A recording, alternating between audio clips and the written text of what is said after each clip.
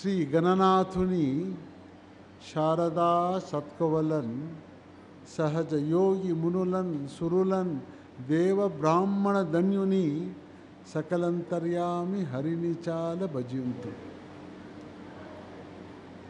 ಸದ್ಗುರು ಯೋಗಿ ನಾರಾಯಣ ಯತೀಂದ್ರ ಪಾದದಲ್ಲಿ ಮಾನಸಿಕ ಪೂಜೆಯನ್ನು ಮಾಡುತ್ತಾ ಇವತ್ತಿನ ಮಹಾಪುಣ್ಯವಾದಂಥ ಹುಣ್ಣಿಮೆ ದಿನ, ಗುರುಗಳ ಪಾದ ಪದ್ಮಗಳಿಗೆ ಪೂಜೆಯನ್ನು ಮಾಡುವಂಥ ದಿನ, ಸಮರ್ಪಣೆಯನ್ನು ಮಾಡುವಂಥ ದಿನ, ಅವರ ಒಂದು ಉಪದೇಶವನ್ನು ಸ್ವೀಕಾರ ಮಾಡುವಂಥ ದಿನ. ಅಂಥ ಪುಣ್ಯ ದಿನದಲ್ಲಿ ವ್ಯಾಸ ಪೌರ್ಣಿಮೆ ಅಂತ ನಾವು ಕರೀತೇವೆ. ಇದು ನಮ್ಮ ಸನಾತನ ಧರ್ಮದ ಒಂದು ಪರಂಪರೆಯಿಂದ ಬಂದಿರತಕ್ಕಂಥದ್ದು.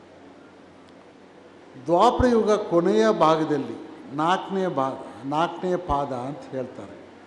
4ನೇ ಪಾದದಲ್ಲಿ ವ್ಯಾಸ ಮುನಿಗಳು ಬಂದು ಕಲಿಯುಗದ ಪ್ರಾರಂಭದಲ್ಲಿ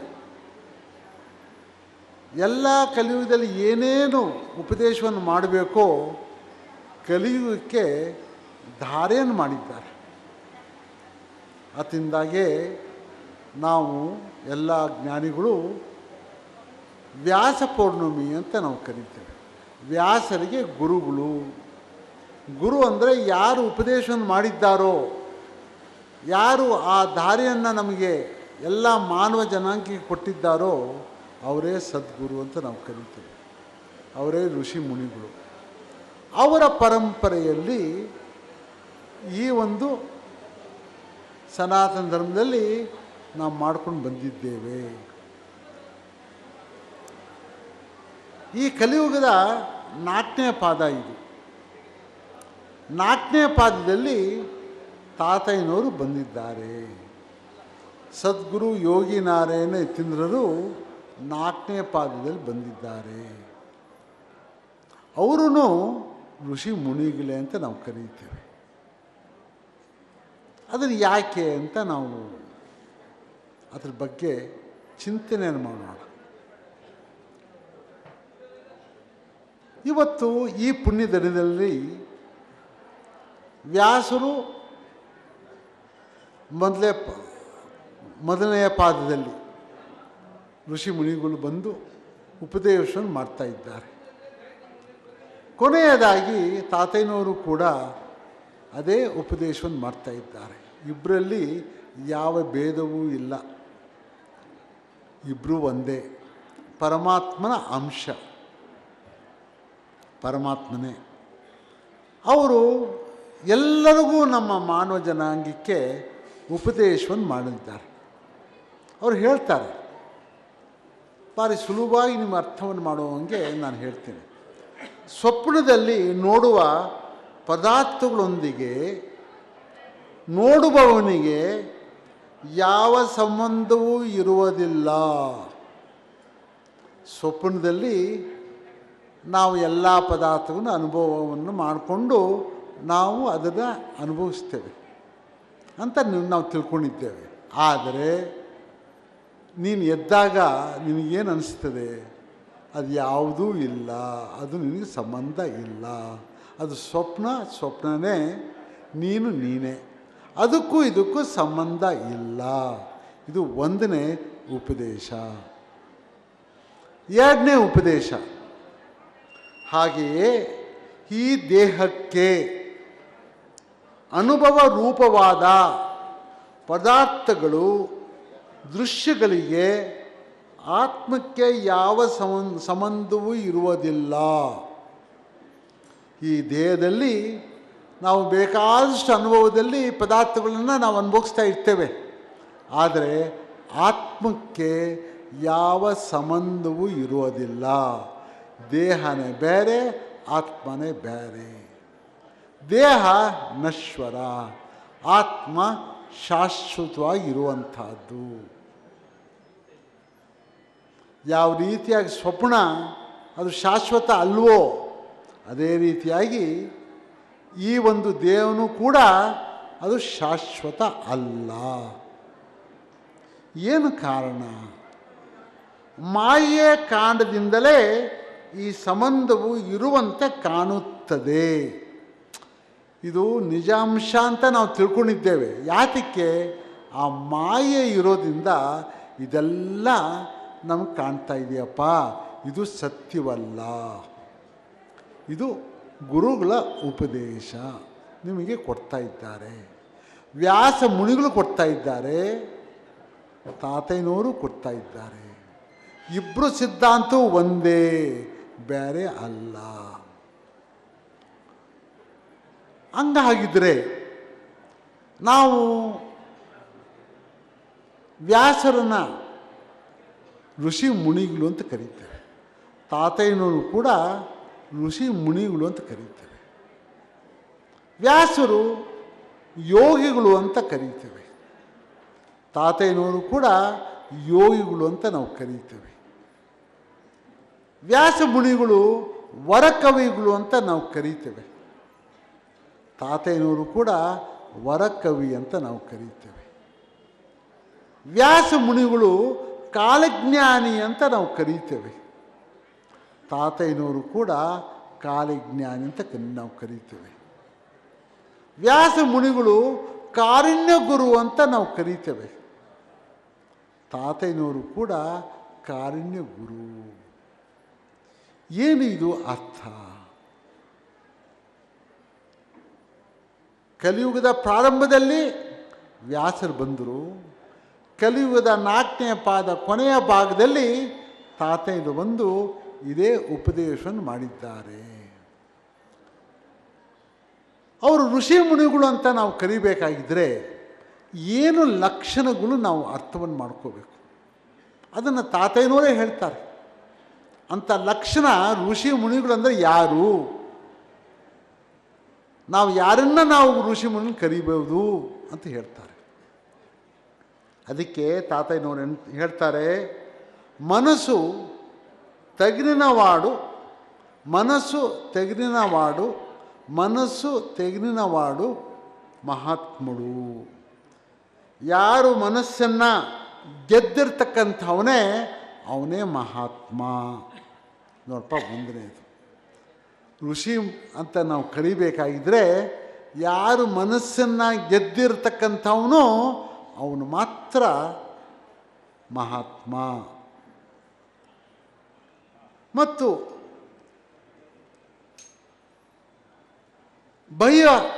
ಭಯ ಇರುವಂಥ ಅವನಿಗೆ, ಯಾರು ಭಯ ಇಲ್ಲಿರ್ತಕ್ಕಂಥವನಿಗೆ ಅವನು ಬ್ರಹ್ಮಜ್ಞಾನಿ. ಯಾರು ಭಯವನ್ನು ಗೆದ್ದಿರ್ತಕ್ಕಂಥವನೋ ಅವನೇ ಬ್ರಹ್ಮಜ್ಞಾನಿ. ಯಾರು ಭಯವನ್ನು ಗೆದ್ದಿರ್ತಕ್ಕಂಥವನು ಅವನು ಬ್ರಹ್ಮಜ್ಞಾನಿ. ನೋಡಪ್ಪ, ಯಾವ ಭಯ ಇಲ್ಲ ಅಂತಕ್ಕಂಥವನು ಯಾರಾದರೂ ಹೇಳಿದ್ರೆ ಅವನೇ ಬ್ರಹ್ಮಜ್ಞಾನಿ ಅಂತ ತಿಳಿದುಕೋ. ತನುವು ರೋಷಿನವಾಡು, ತನನು ರೋಷಿನವಾಡು, ತನನು ರೋಷಿನವಾಡು ತತ್ವವೇತ್ತ ಅಂತ ಹೇಳ್ತಾರೆ. ಅಂದರೆ ಈ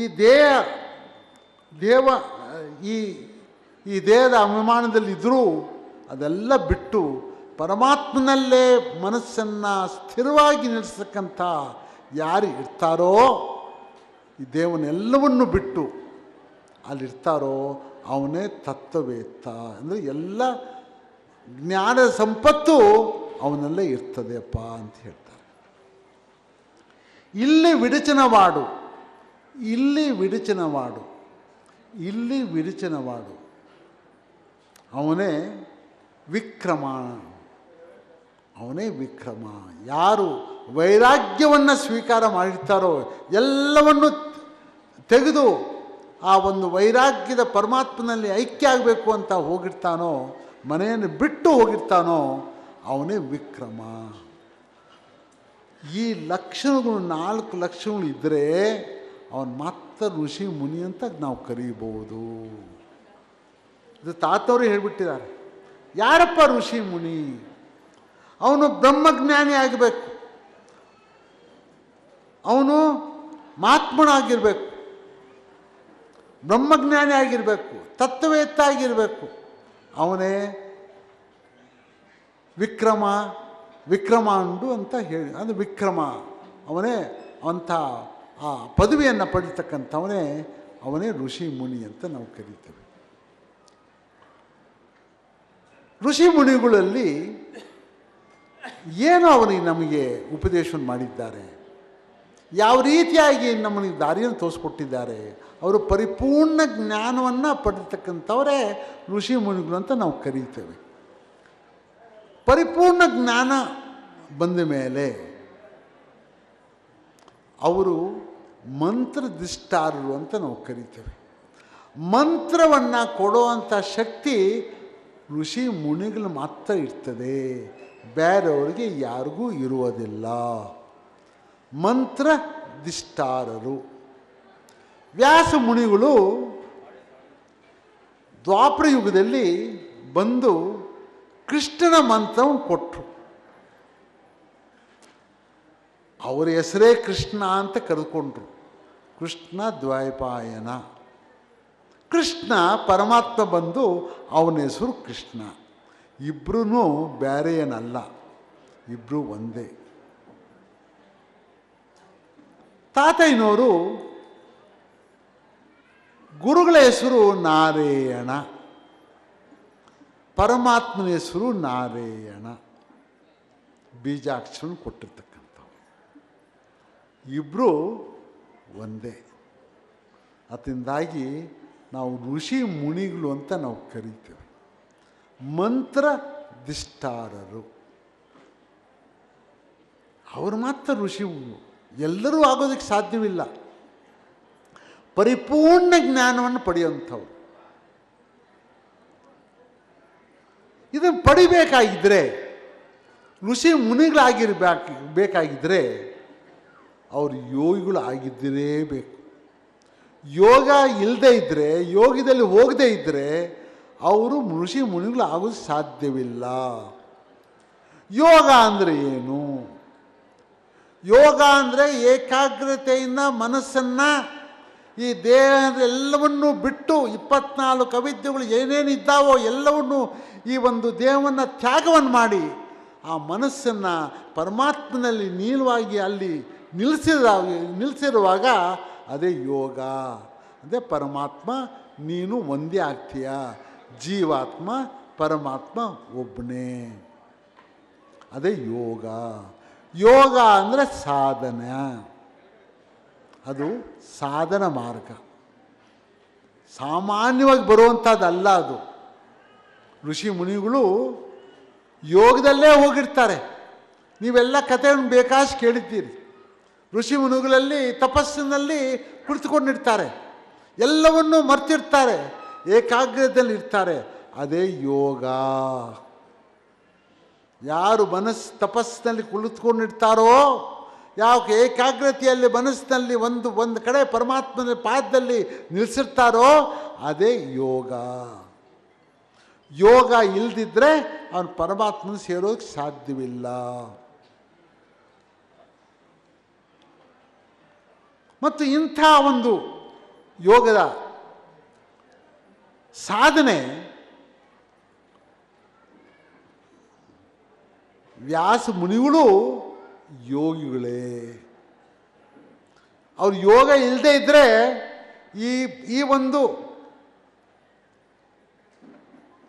ಮಂತ್ರವನ್ನು ಕೊಡೋದಕ್ಕೆ ಸಾಧ್ಯವಾಗ್ತಾ ಇರಲಿಲ್ಲ. ವರಕವಿಗಳು ಆಗೋದಕ್ಕೆ ಸಾಧ್ಯವಾಗ್ತಾ ಇಲ್ಲ. ಅವರು ಕಾಲಜ್ಞಾನಿಗಳು ಆಗೋದಕ್ಕೆ ಸಾಧ್ಯವಾಗ್ತಾ ಇರಲಿಲ್ಲ. ಅವರು ಕಾರುಣ್ಯ ಗುರು ಆಗೋದಕ್ಕೆ ಸಾಧ್ಯವಾಗ್ತಾ ಇರಲಿಲ್ಲ. ತಾತಯ್ಯನವರು ಕೂಡ ಈ ಯೋಗದಲ್ಲಿ ಸಿದ್ಧಿಯನ್ನು ಪಡೆದೇ ಇದ್ದಿದ್ದರೆ ಅವರು ಋಷಿ ಮುನಿಗಳು ಆಗೋದು ಸಾಧ್ಯವಾಗ್ತಾ ಇರಲಿಲ್ಲ. ಅವರು ವರಕವಿಗಳು ಆಗೋದು ಸಾಧ್ಯವಾಗ್ತಾ ಇರಲಿಲ್ಲ. ಅವರು ಕಾಲಜ್ಞಾನಿಗಳು ಆಗೋದಕ್ಕೆ ಸಾಧ್ಯವಾಗ್ತಾ ಇರಲಿಲ್ಲ. ಅವರು ಕಾರುಣ್ಯ ಗುರು ಆಗೋದಕ್ಕೆ ಸಾಧ್ಯವ ಆಗ್ತಾ ಇರಲಿಲ್ಲ. ಇದೆಲ್ಲ ಆಗಿದ್ದು ಆ ಸಾಧನೆ ಮಾರ್ಗದಿಂದ.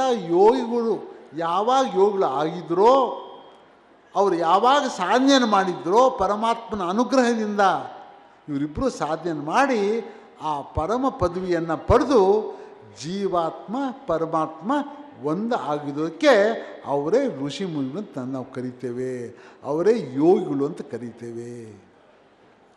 ಪರಮಾತ್ಮನೂ ಕೂಡ ಯೋಗಿ ಅಂತ ಕರಿತೇವೆ.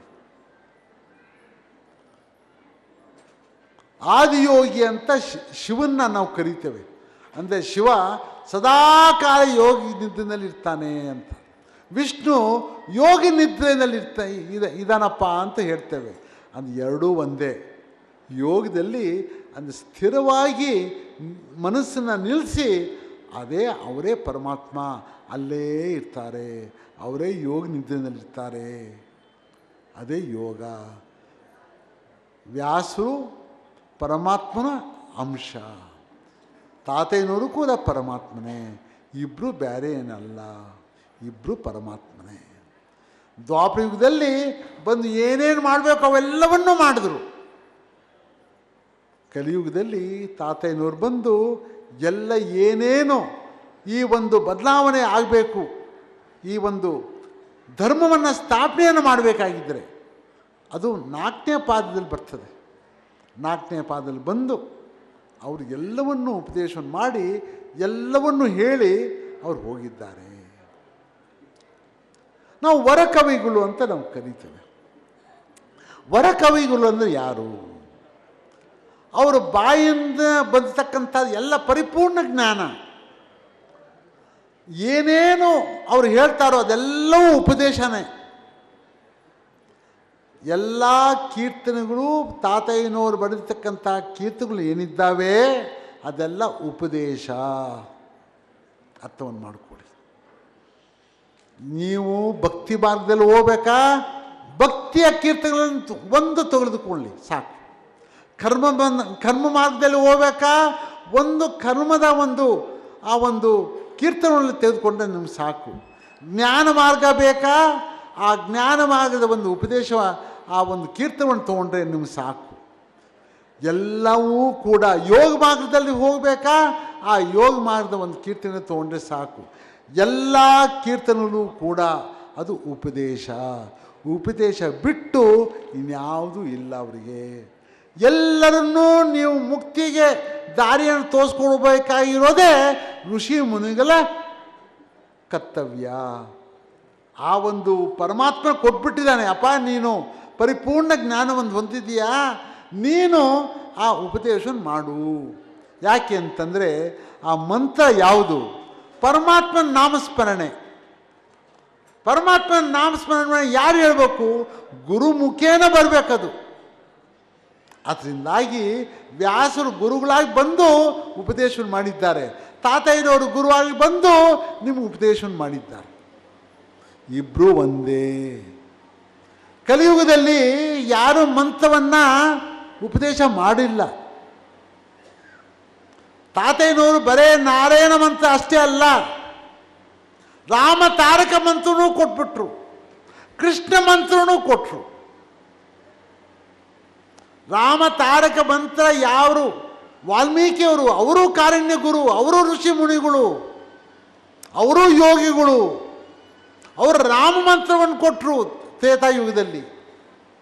ಕೊನೆಯದಾಗಿ ಹೇಳ್ಬಿಟ್ರು, ರಾಮ ರಾಮ ರಾಮೇತಿ ರಮೇ ರಾಮೇ ಮನೋರಮೆ ಸಹಸ್ರನಾಮ ತತ್ತುಲ್ಯಂ ರಾಮನಾಮ ವರಾನನೆ. ಅದು ಹೇಳಿರ್ತಕ್ಕಂಥದ್ದು ರಾಮನ ಮಂತ್ರ. ಯಾರು ಹೇಳಿರೋದು? ವಾಲ್ಮೀಕಿ. ಆ ರಾಮ ಮಂತ್ರವನ್ನು ತಾತಯ್ಯನವರು ಕಲಿಯುಗದಲ್ಲಿ ನಿಮಗೆ ಉಪದೇಶವನ್ನು ಮಾಡಿದ್ದಾರೆ. ರಾಮ ರಾಮ ಮುಕುಂದ ಮಾಧವ ರಾಮ ಸದ್ಗುರು ಕೇಶವ ರಾಮ ದಶರಥ ತನಯ ದೇವ ರಾಮ ಶ್ರೀ ನಾರಾಯಣ. ಅದು ರಾಮ ಮಂತ್ರ, ಸ್ವೀಕಾರ ಮಾಡ್ಕೊಳ್ಳಿ ಅಂತ. ಕೃಷ್ಣ ಮಂತ್ರ ಕೊಟ್ಟೋರು ಯಾರು? ವ್ಯಾಸರು. ತಾತಯ್ಯನವರು ಕೂಡ ಕೃಷ್ಣ ಮಂತ್ರವನ್ನು ಕೊಟ್ಟಿದ್ದಾರೆ. ಶ್ರೀಕೃಷ್ಣಾಯನು ನಾಮ ಮಂತ್ರ ರುಚಿ ಸಿದ್ಧಿಂಚುಟನಾದೆನ್ನಟಿಕೋ ಶ್ರೀ ಗುರುಪಾದ ವ್ಯಂಬುಲು ಮದಿಲೋ ಸ್ಥಿರಮುಗ ನಿಲಚೇದೆನ್ನಟಿಕೋ. ಕೃಷ್ಣ ಮಂತ್ರವನ್ನು ಕೊಟ್ಟರು. ಶ್ರೀ ಗುರುಪಾದ. ಯಾವಾಗ ನೀನು ಗುರುಗಳನ್ನ ನನ್ನ ಈ ಪಾದದಲ್ಲಿ ನೀನು ಇಡ್ತೀಯೋ ಆ ಕೃಷ್ಣ ಮಂತ್ರ ಸ್ವೀಕಾರ ಮಾಡಪ್ಪ, ಹೋಗು, ಅದೇ ನಿನ್ನ ಮಂತ್ರ, ಹೋಗು ಅಂತ. ರಾಮನ ಮಂತ್ರ ಕೊಟ್ಟರು, ಕೃಷ್ಣ ಮಂತ್ರವನ್ನು ಕೊಟ್ಟರು, ನಾರಾಯಣ ಮಂತ್ರವನ್ನು ಕೊಟ್ಟಿದ್ದಾರೆ. ಎಲ್ಲವನ್ನೂ ಈ ಕಲಿಯುಗದಲ್ಲಿ ನಿಮಗೆ ಒಂದಲ್ಲ, ಎರಡಲ್ಲ, ಮೂರಲ್ಲ, ಎಲ್ಲ ಉಪದೇಶವನ್ನು ಮಾಡಿ ನಿಮಗೆ ಆ ದಾರಿಯನ್ನು ತೋರಿಸ್ಕೊಡ್ಬೇಕಪ್ಪ. ಈ ಕಲಿಯುಗದ ಸಾಮಾನ್ಯವಾದಂಥ ಕಾಲ ಅಲ್ಲ ಇದು. ಇಂಥ ಕಾಲದಲ್ಲಿ ಎಷ್ಟು ಜನಕ್ಕೆ ಸಿಗ್ತದೋ ಅದು ನನ್ನ ಉದ್ದೇಶ, ಎಲ್ಲರಿಗೂ ಕರ್ಕೊಂಡು ಹೋಗಬೇಕು ಅಂತ ಹೇಳ್ತಾ ಇದ್ದಾರೆ ಗುರುಗಳು. ಆದರೆ ಅದನ್ನು ಅರಿವು ಮಾಡ್ಕೊಳೋರು ಎಷ್ಟು ಜನ ಇದ್ದಾರೆ, ಅವ್ರು ನಂಬಿರೋರು ಎಷ್ಟು ಜನ ಇದ್ದಾರೆ. ಅವ್ರು ನಂಬದೆ ತಾನೇ ನಿನಗೆ ಏನಾದರೂ ಸಿಗಬೇಕಾದ್ರೆ. ನೀನು ನಂಬದೇ ಇದ್ದರೆ ನಿನಗೆಲ್ದಪ್ಪ ಸಿಗ್ತದೆ? ಅದು ಸಾಧ್ಯವಿಲ್ಲ. ಯಾರ್ಯಾರು ನಂಬ್ತಾರೋ ಏನು 24 ಗಂಟೆ ಏನೋ ಬಂದು ಇಲ್ಲಿ ಬಂದು ಯಾರು ಮೂಢನಂಬಿಕೆಯಿಂದ ರಾಮನ ಭಜನೆ ಮಾಡಿಕೊಂಡು ರಾತ್ರಿ ಎಲ್ಲ ಇದ್ದು ಅವ್ನು ಹೋಗ್ತಾನೋ ಅವನಿಗೆ ಆಯ್ತಪ್ಪ, ಅವನಿಗೆ ಸಿಗ್ತದೆ ಹೋಗು ಅಂತಂದರು. ಮುಕ್ತಿ ಸಿಗ್ತದಪ್ಪ, ಏನೂ ಬೇಕಾಗಿಲ್ಲ. ಅವನಿಗೆ ಕೇಳ್ತಾ ಇರೋದು ನಿನ್ನ ಭಕ್ತಿ ಅಷ್ಟೇ. ಯಾವುದೋ ಒಂದು ಹಳ್ಳಿಯಿಂದ ಬಂದು ಏನೂ ಇಲ್ಲದೆ ಬಂದು ಬಡತನದಲ್ಲಿ ಹೊಟ್ಟೆ ಹಸಿದಾಗ ಆ ರಾಮನ ಭಜನೆಯನ್ನು ಮಾಡ್ತಾ ಇರುವಾಗ ಇನ್ನೇನು ಬೇಕು? ಪರಮಾತ್ಮ ಬಂದು ಅವನು ಕರ್ಕೊಂಡು ಹೋಗ್ತಾ ಇದ್ದಾನೆ. ಆ ಒಂದು ಪರಮಾತ್ಮನ ಅದರಲ್ಲಿ ಐಕ್ಯ ಮಾಡುತ್ತಾ ಇದ್ದಾನೆ. ಅದೇ ತಾತನವರು, ಕರ್ಕೊಂಡು ಹೋಗೋರೇ ತಾತನವರು. ಇದನ್ನು ಅರಿವು ಮಾಡ್ಕೊಳ್ಳಿ. ಎಲ್ಲರಿಗೂ ಏನು ನಿಮ್ಮ ಅಂತಸ್ತು ಇದು ಅಂತ ಯಾವುದೂ ಕೇಳ್ತಾ ಇಲ್ಲ.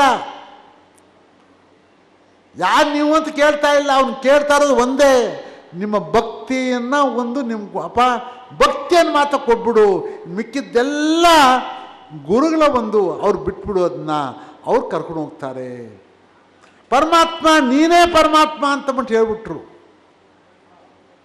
ನೀನೇ ಪರಮಾತ್ಮ ಆಗ್ತೀಯಪ್ಪ, ನೀನೇ ನಾನಿದ್ದೆ, ನೀನು ಹೋಗು, ನೀನೇ ಪರಮಾತ್ಮ ಅಂದ್ಬಿಟ್ರು.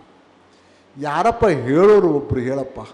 ಕಲಿಯುಗದಲ್ಲಿ ನೀನೇ ಪರಮಾತ್ಮ ಅಂತ ಹೇಳೋರು ಯಾರು? ಸ್ವಲ್ಪ ಹೇಳ್ಬಿಡಿ. ಇವಾಗ ಯಾರೋ ಒಬ್ಬರು ಹೇಳ್ಬಿಡಿ.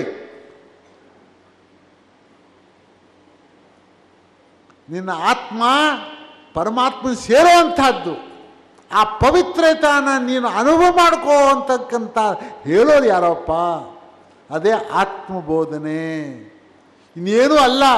ಅದಕ್ಕಿಂತ ದೊಡ್ಡದು ಯಾವುದೂ ಇಲ್ಲ, ಯಾವ ಶಾಸ್ತ್ರನೂ ಇಲ್ಲ. ಆತ್ಮ ಬಗ್ಗೆ ಚಿಂತನೆ ಮಾಡುವಂತ ಹೇಳ್ತಾ ಇದ್ದಾರಲ್ಲ, ಅದಕ್ಕಿಂತ ದೊಡ್ಡದು ಯಾವುದೂ ಇಲ್ಲ. ಆತ್ಮ ಬಗ್ಗೆ ಚಿಂತನೆ ಮಾಡಬೇಕಾದ್ರೆ ಯಾರು ಹೇಳ್ತಾರೋ ಅದು ಅನುಭವದಿಂದ ಆ ಆತ್ಮವನ್ನು ನೋಡಿರ್ಬೇಕಲ್ಲ. ಇಲ್ಲ ಅಂದರೆ ಸುಖ ಏನು ಬಂತು? ಆತ್ಮದ ಬಗ್ಗೆ ಚಿಂತೆ ಅವರೇ ಪರಮಾತ್ಮ ಆಗದೆ ಇದ್ದರೆ ಇದು ಆತ್ಮ ಬಗ್ಗೆ ಯಾರಾದರೂ ಹೇಳ್ತಾರೋ?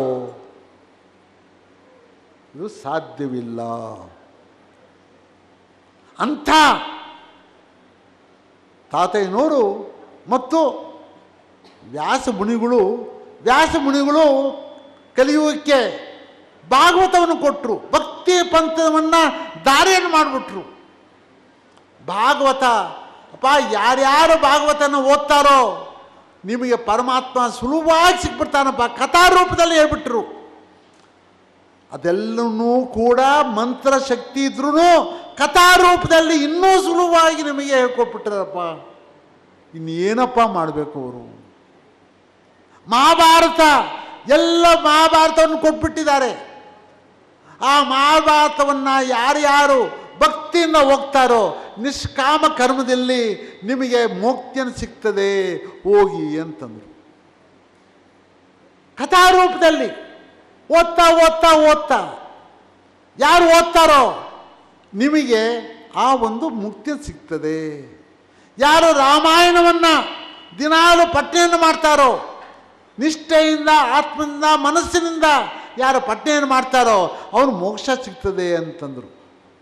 ಇನ್ನು ಏನಪ್ಪ ಮಾಡಬೇಕು ನಿಮಗೆ ಕಲಿಯುಗದಲ್ಲಿ?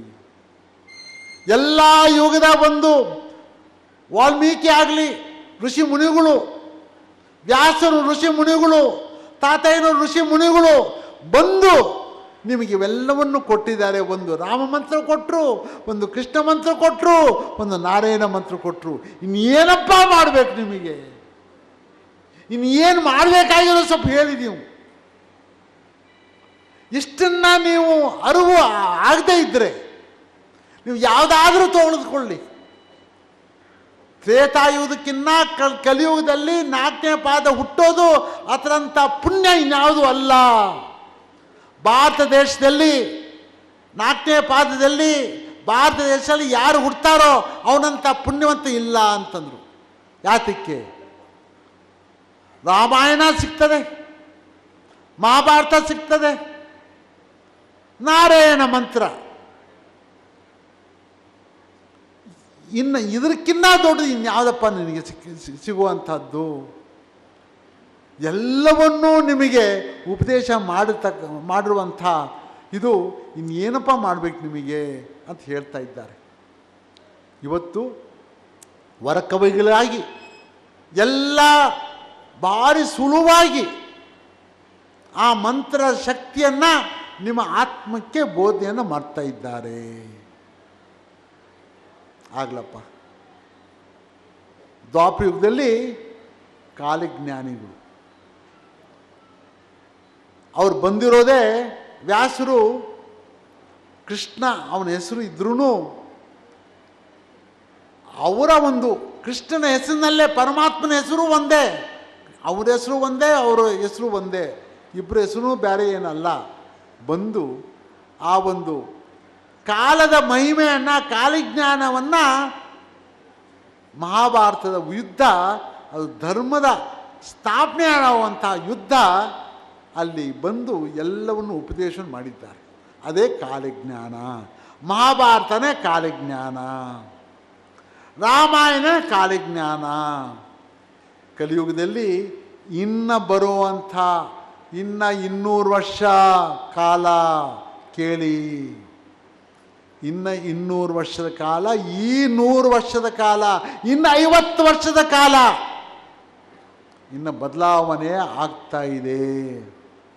ಗುರುಗಳು ಉಪದೇಶವನ್ನು ಮಾಡಿದ್ದಾರೆ. ಕಾಲಜ್ಞಾನವನ್ನು ಪ್ರಾರಂಭ ಆಗಿಬಿಟ್ಟಿದೆ. ಅಲ್ಲೋಲ ಕಲ್ಲೋಲ ಎಲ್ಲವೂ ನೋಡ್ತಾ ಇದ್ದೀರಿ.